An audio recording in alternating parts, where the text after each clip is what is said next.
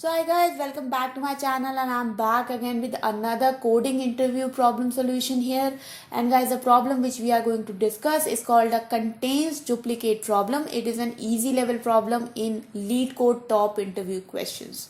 So guys, if you like this type of content and you want to prepare with your coding interviews with me, and please do subscribe to my channel, hit the bell icon for notifications of my newest coolest videos. And also guys, please do not forget to like this video and do share it with your friends as well. And guys, without delaying this video any further, let's get started. So the first thing is I want to explain the problem statement to you guys. So the problem statement is pretty straightforward. We are actually given an array of numbers here, and we just want to find out if any of the element appears twice or at least twice in the array. So if there are any duplicate elements in the array, if there are, return true. If there are not, return false. So guys, the important thing to note here is that this array is not sorted. Okay, so you basically have to compare each and every element with each and every other element in the array and then find out if there are any duplicate elements or not. Now guys, another thing before solving this problem is the constraint that the length of the array varies from 1 to 10 to the power 5. So that means we have to take care of the time complexity here. Also the number values are from minus 10 to the power 9 to 10 to the power 9. But guys, as you can see in LeetCode, we are always given a sample code, and in this sample code, this array data type is int. So if this sample code guys is not given to you in the interview question, then you might consider taking a data type of double or a data type of big int. But as here we are already given a sample function, which in most of the interviews you will be given, you won't have to worry about the data type of the array. Okay, you can just assume that all the values will be of int data type. So basically you can ignore this constraint, but you cannot ignore the length of the array constraint. So guys, I hope the problem statement is clear to you guys, and now let's get started with solutions. Yes guys, this is all there are not one solution to this problem. There are actually 3 solutions which I will be discussing. Let's start with the first solution, which is the brute force solution. So guys, I will just start writing the solution here. So basically guys, the brute force solution states that compare every element of the array with every other element. So what I am doing here is guys, I am creating 2 loops here. One is the outer loop. Another is the inner loop, which will start from I plus 1 to until the length of the array. And I will just compare if the ith number is equal to the jth number. If they are equal, I will return true. If they are not equal, the loop will simply move ahead, and when all the numbers are compared, we will simply return false.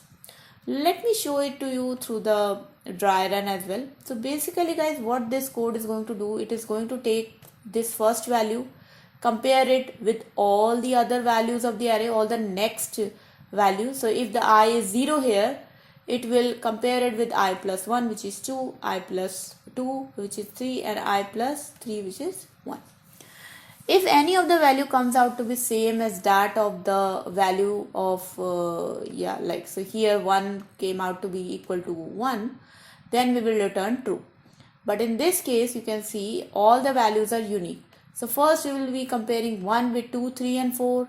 Then we will compare 2 with 3 and 4. And then again we will compare 3 with 4. And finally we will be returning false.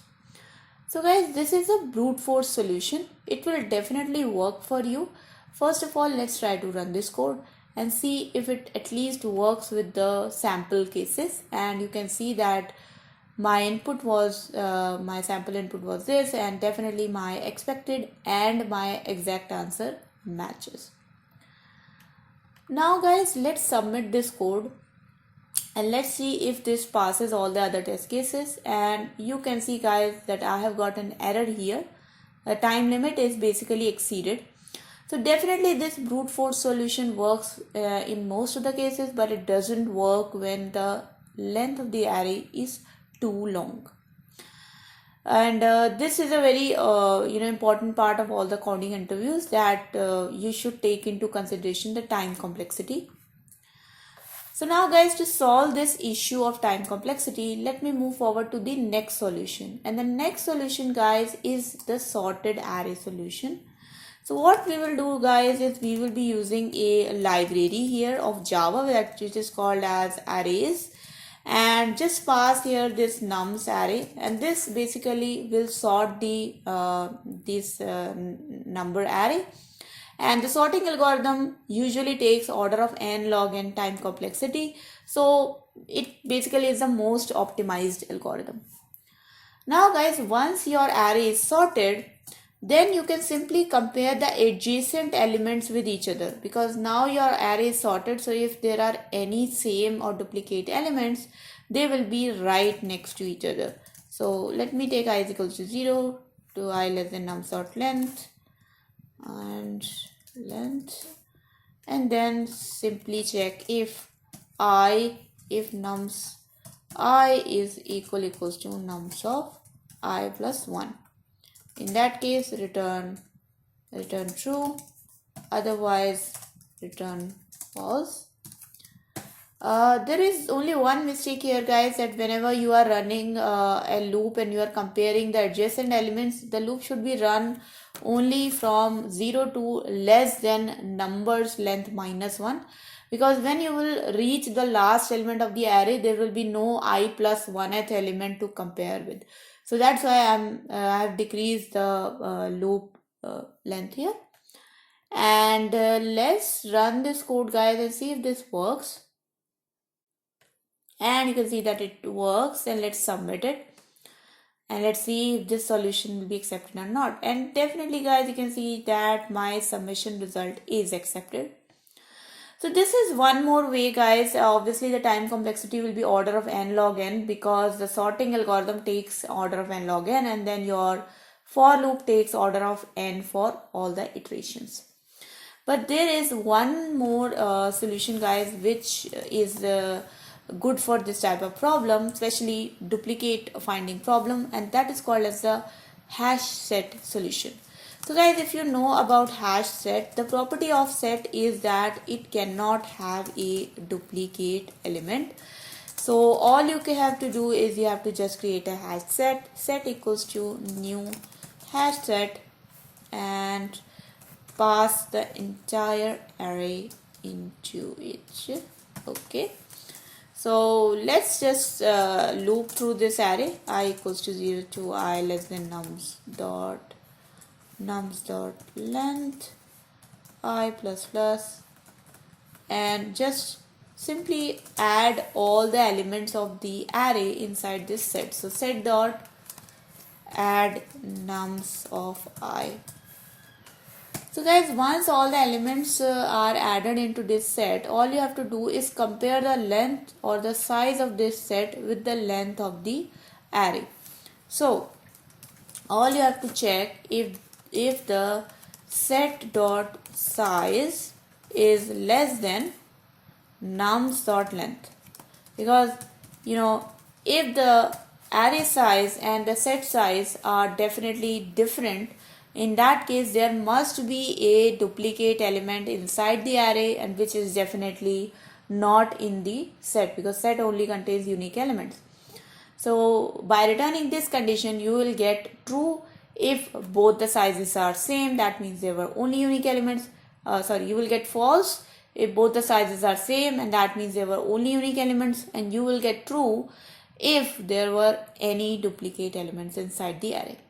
So let's run this code guys, and let's see how it works.